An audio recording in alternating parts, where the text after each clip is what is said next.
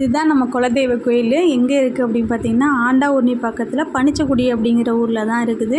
இவ்வளோ தூரத்தில் எப்படி குலதெய்வ கோயில் இருக்குது அப்படிங்கிறது எனக்கும் தெரியல.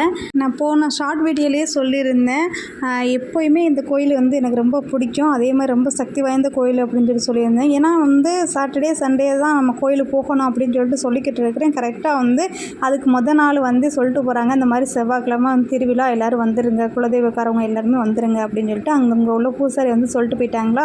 எனக்கு ரொம்பவே ஹாப்பி. ஏன்னா அந்த கோயிலில் ஏதாச்சும் ஒன்று நடக்குது, ஏதாவது ஒன்றுனா நமக்கு அதுக்கு முன்னாடியே அறிகுறி மாதிரி காட்டிடும். அது என்னன்னே தெரியல. அது நானே பாசிட்டிவாக நிறைய டைம் உணர்ந்திருக்கேன். அங்கே நம்ம ரிலேட்டிவ், நம்ம பங்காளிங்க எல்லாருமே போயிருந்தாங்க. என்ன ஒன்று, அப்பா அம்மா, நம்ம தங்கச்சி தம்பி இவங்கெல்லாம் வராது ஒன்று தான் குறை. ஒரு சில காரணங்களால் அவங்களால வர முடியலையா. நாங்கள் தான் போயிருந்தோம். போகும்போதே யாருமே சாப்பிட்டுட்டுலாம் போகலை.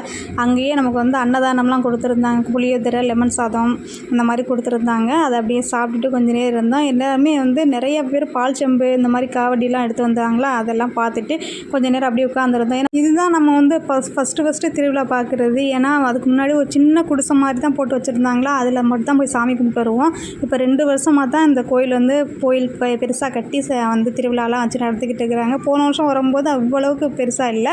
இந்த வருஷம் கொஞ்சம் நிறையவே பண்ணியிருந்தாங்க. இனி போக போக இன்னுமே அதிகமாக பண்ணுவாங்க அப்படின்னு நினைக்கிறேன். அதுக்கப்புறம் நாங்கள் என்னெல்லாம் பண்ணணும் அப்படிங்கிறத வாங்க பார்க்கலாம்.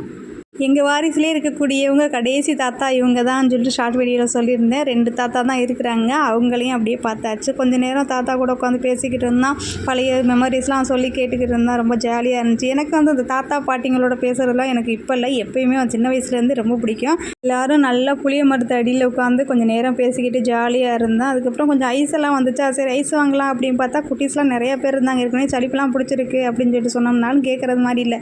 அதை விட கொஞ்சம் ஸ்நாக்ஸ் எல்லாம் வாங்கிட்டு போயிட்டு இருந்தோமா. அதை அப்படியே உட்காந்து மரத்தடியில் உட்காந்து சாப்பிட்டுட்டு நேர்த்திக்கடன் செலுத்துறதுக்காக ஒரு பெரிய அருவா அதாவது 20 அடின்னு சொல்லி சொன்னாங்க. 20 அடியில் பெரிய அருவா ஒன்று கொண்டு வந்திருந்தாங்க. அது ரொம்ப பார்க்கவே ரொம்ப ஆக்ரோஷமாக இருந்த மாதிரி இருந்துச்சு. அதுக்கப்புறம் கிடா வெட்டு, கோழி அறுக்கிறது அப்படின்னு சொல்லிட்டு நிறைய நடந்துக்கிட்டு இருந்துச்சு. ஃபஸ்ட்டு இந்த இதை முடிச்சிடுவோம் அப்படின்னு சொல்லிட்டு நேர்த்திக்கடனை முடிச்சுக்கிட்டு இருந்தாங்க. அவங்களுக்கு ஏதோ நிறைவேறி இருக்கும் போல், அதனால் அவங்க இந்த நேர்த்திக்கடன் செஞ்சுருந்தாங்க. அதுக்கப்புறம் நிறைய பேருக்கு சாமிலாம் ஆடினாங்க. அதெல்லாம் பார்க்கும்போது நமக்கே உடம்பெல்லாம் புல்லரிக்கிற மாதிரி இருந்து, அதுவும் அந்த கருப்பு சாமி வேஷம் போட்டு ஆடுறவங்கள பார்க்கும்போது எனக்கு உண்மையிலேயே அது கருப்பரே ஆடின மாதிரி தான் இருந்துச்சு. அந்தளவுக்கு ரொம்ப ஆக்ரோஷமாக ஆடிக்கிட்டு இருந்தாங்க. நம்மளே அறியாமல் நமக்கு ஆட்டம் வந்துடும் போல் அந்தளவுக்கு இருந்துச்சு. எனக்கே ரொம்ப என்ன சொல்கிறேன்னே தெரியல. உடம்பெல்லாம் புல்லரிச்சுக்கிட்டே தான் இருந்துச்சு. அந்த ஆட்டத்தை பார்த்துக்கிட்டே இருக்கணும் போல்.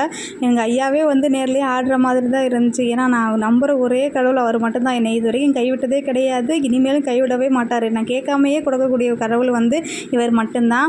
அதுக்கப்புறம் கிடாலாம் வெட்டினாங்களா. கிடா வெட்டி நம்ம சமைச்சு போடுவாங்க அப்படின்னு தான் நினச்சிக்கிட்டு இருந்தேன். ஆனால் கொஞ்சம் ஊர் கொஞ்சம் சின்ன ஊர்னால அவங்களுக்கு கூட்டுக்கறி மாதிரி கொடுத்துட்டாங்க. அப்படியே அவங்க எல்லாருமே கூட்டுக்கறி மாதிரி வாங்கிட்டு கொஞ்சம் சீக்கிரமே கோயிலை விட்டு கிளம்பிட்டாங்க. ஏன்னா நைட்டுக்கு நாடகம் இருக்குது, அதனால் போய் வீட்டில் சமைச்சு சாப்பிட்டுட்டு தான் நம்ம திரும்ப வரணும் அப்படிங்கிறதுக்காக. அங்கே பார்த்தீங்கன்னா ரொம்ப ஹைலைட்டான என்னென்னு பார்த்தீங்கன்னா, அந்த ஆட்டோடைய கழுத்தை வீசிட்டு அந்த உடம்பை கொடுத்தாங்க. இந்த சாமி அடிக்கிறதுக்கு அந்த ரத்தத்தை கொடுத்தாங்க பார்த்தீங்களா. அதெல்லாம் பார்க்கும்போது இது வரைக்கும் நான் பார்த்ததே கிடையாது. ஃபஸ்ட் டைம் தான் அதை பார்த்தேன். அதை நான் வீடியோவோட ஷூட் பண்ணலை, எனக்கு ஒரு மாதிரியாக இருந்துச்சு. அதுக்கப்புறம் கொஞ்சம் நேரம் ரொம்ப வெயில் வந்துருச்சா, அதனால் எல்லோரும் கொஞ்சம் கொஞ்சம் நேரம் மரத்தடியில் இருக்கிறது, அதுக்கப்புறம் கொஞ்சம் சாமி கும்பிட போகிறது, அப்படியே தான் போய்கிட்டே இருந்தோம். அதுக்கப்புறம் எல்லாருமே கிளம்புனதுக்கப்புறம் நாங்கள் தான் லாஸ்ட்டாக கிளம்புனோம்.